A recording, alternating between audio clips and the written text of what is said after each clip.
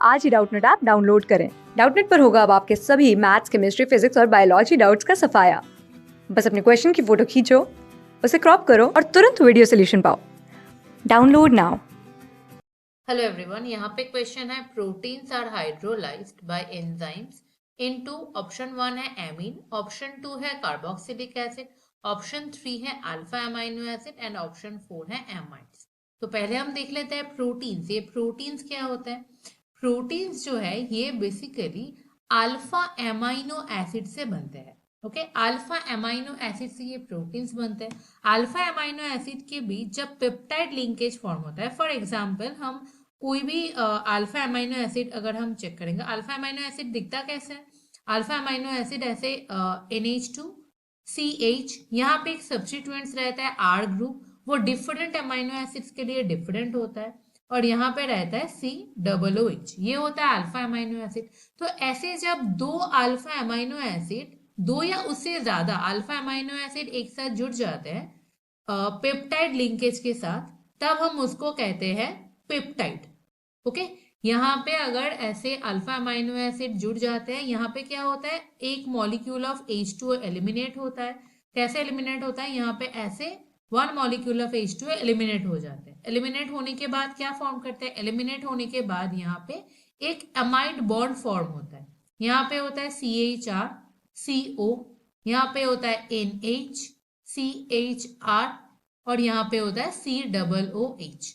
तो ये होता है एक डाइपेप्टाइड।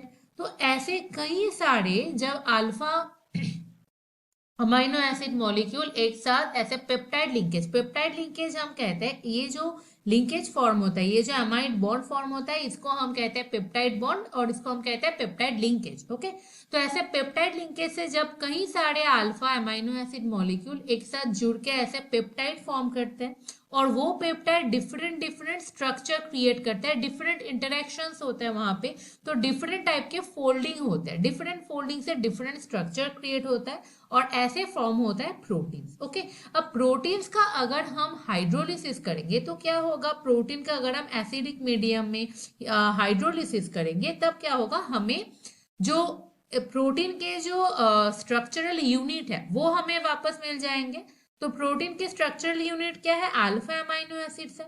तो प्रोटीन के हाइड्रोलिसिस के बाद हमें क्या मिलेंगे? Alpha amino acid.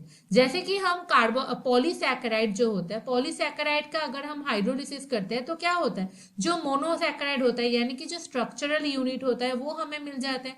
सिमिलरली यहाँ पे प्रोटीन भी एक हम कह सकते हैं अल्फा अमाइनो एसिड का एक पॉलीमेरिक फॉर्म टाइप है। ओके, तो प्रोटीन का जब हम हाइड्रोलिसिस करते हैं तो हमें क्या मिलता है? अल्फा अमाइनो एसिड्स मिलते हैं। तो यहाँ पे अगर हम ऑप्शन चेक करेंगे तो option 3 is the correct one.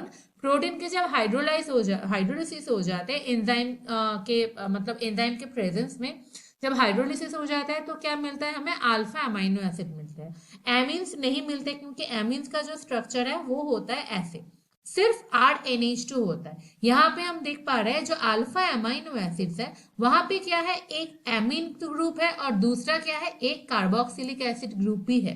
तो इसीलिए सिर्फ एमीन नहीं हो सकता। दूसरा ऑप्शन है कार्बोक्सिलिक एसिड।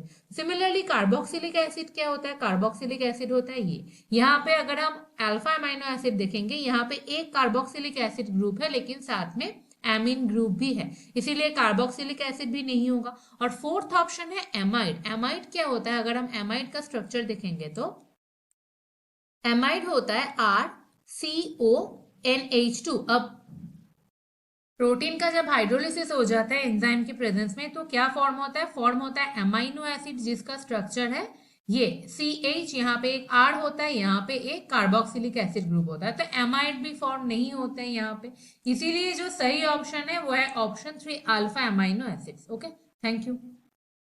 क्लास 6 से 12 से लेके नीट, IIT, JEE मेंस और एडवांस के लेवल तक 10 मिलियन से ज्यादा स्टूडेंट्स का भरोसा। आज ही डाउनलोड करें डाउटनेट ऐप या व्हाट्सएप कीजिए अपने डाउट्स 8400 400 400 पर।